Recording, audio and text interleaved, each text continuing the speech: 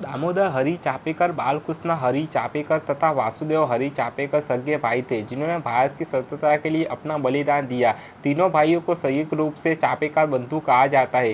दामोदर हरि चापेकर ने 22 जून 1819 को रेड को और उसके सहायक एल्फ्रेड आयस को गोली मारकर हत्या कर दी। यह भारत की आज़ादी की लड़ाई में प्रथम क्रांतिकारी धमाका था।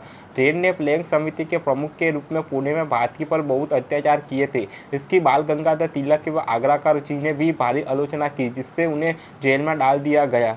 ये तीनों भाई लोकमान्य बाल गंगाधर तिलक के संपर्क में आए और तीनों भाई तिलक जी को गुरुत्तम सम्मान देते थे। चापेकर बंधु महाराष्ट्र के पुणे के पास चितवाड़ा नामक गांव के निवासी थे। दामोदर पंत चापेकर का जन्म 25 जून 1859 को पुणे के गांव चितवाड़ा में प्रसिद्ध कीर्तनकार हरिपंत चापेकर के ज्येष्ठ पुत्र के रूप में हुआ था। उनके दो छोटे भाई कमस बालकृष्ण चापेकर एवं वासुदेव चापेकर थे। बचपन से ही सैनिक बनने की इच्छा दामोदर पंत के मन में थी। विशद में कीर्तनानगर का यश ज्ञान मिला ही था। महर्षि पटवर्धन एवं लोकमान्य बाल गंगाधर तिलक उनके आदर्श थे। तिलक जी की प्रेरणा से उन्होंने युवक का एक संगठन एवं मंडल तैयार किया। ब्रिटानिया हुकूमत के प्रति उनके मन में बाल्यकाल से ही तिरस्कार का भाव था। दामोदर पंत ने ही बम्बई में रानी विक्टोरिया का पुतले पर तारकोल पोत कर गले में जूतों की माला पहनाकर अपना रोष प्रकट किया था। 1894 में चापेकर बंधुओं ने पुणे में प्रति वर्ष शिवाजी एवं गणपति समारोह का आयोजन प्रारंभ कर दिया था। इन समारोह में चापेकर बंधु शिवाजी श्लोक एवं गणपति श्लोक का पाठ करते थे।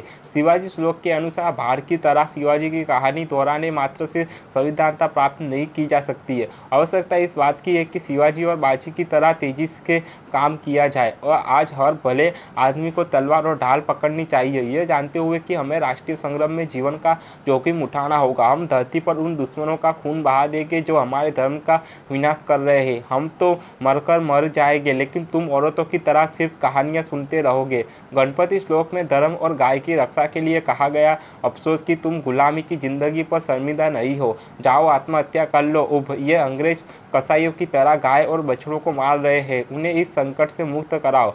मारो, लेकिन अंग्रेजों को मारकर नापूस कर होकर धरती पर बोझ ना बनो। इस देश को हिंदुस्तान कहा जाता है, अंग्रेज भला किस तरह यह राजा कर सकता है।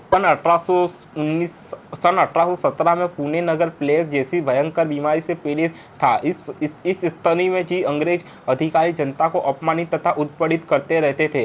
वाल्टर चार्ल्स रेंडा तथा आइस्टर ये दोनों अंग्रेज अधिकारी लोगों को जबरन पुणे से निकाल रहे थे। जूते पहनाकर ही हिंदुओं के पूजाघरों में घुस जाते थे। इस तरह से अधिकारी प्लेग पीड़ितों की सहायता की जगह लोगों को प्रताड़ित करना ही अपना अधिकार समझते थे। पुणे के ही श्री हरिभाऊ चापेकर द्वारा श्रीमती लक्ष्मीबाई के 3 पुत्र थे, दामोदर हरि चापेकर, बालकृष्ण हरि चापेकर और वासुदेव हरि चापेकर। ये तीनों भाई लोकमान्य बाल गंगाधर तिलक के संपर्क में थे।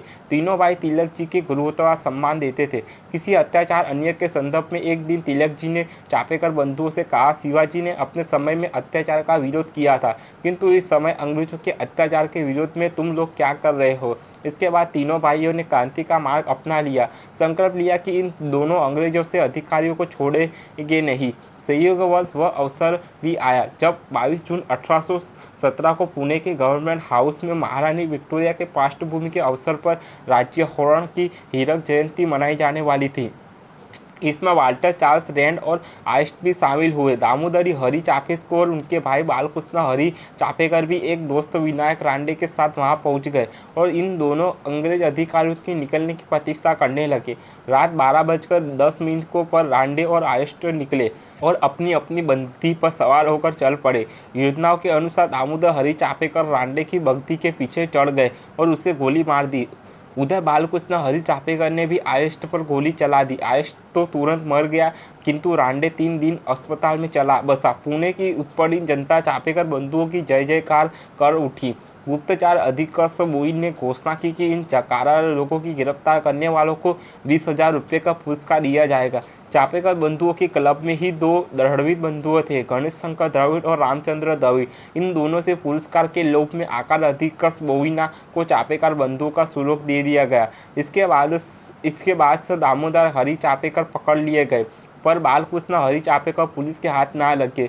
सत्र न्यायाधीश ने दामोदर हरि चापेकर को फांसी की सजा दी और उन्हें मंद मुस्कान के लिए साथ यह सजा सुनाई। कारागृह में तिलक जी ने उससे भेंट की और उन्हें गीत प्रदान की। 18 अप्रैल 1818 को प्रात वही गीत पढ़ते हुए दामोदर हरि चापेकर फांसी घर पहुंचे और फांसी के तख्ते पर लटक गए। उस क्षण में भी वह गीत उनके हाथों में ही थे। इनकी जन्म 24 जून 1839 को पुणे जिले चितवाड़ नामक स्थान पर हुआ था। तो बालकृष्ण चापेकर ने जब यह सुना कि उसको गिरफ्तार ना कर पाने पुलिस उसके सागे संबंधियों को सता रही है तो वह स्वयं पुलिस थाने में उपस्थित हो गए। अंत तीसरे भाई वासुदेव चापेकर ने अपने साथी महादेव गोविंद विनायक रांडे को साथ लेकर उन गदर द्रविड़ बंधुओं को जा घेर और उन्हें गोली मार दी।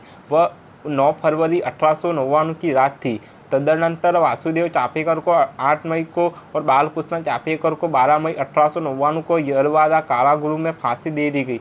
बालकृष्ण चापेकर सन 1873 में और वासुदेव चापेकर सन 1880 में जन्मे थे। इनके साथी क्रांतिवीर गोविंद विनायक रांडे को 10 मई 1899 को यरवादा कारागृह में ही फांसी दी गई थी। तिलक जी द्वारा पवित्र शिवाजी महोत्सव तथा गणपति महोत्सव ने इन चारों युवकों को देश के लिए कुछ कर गुजरने हेतु क्रांति पथ का प्रतीक बनाया था।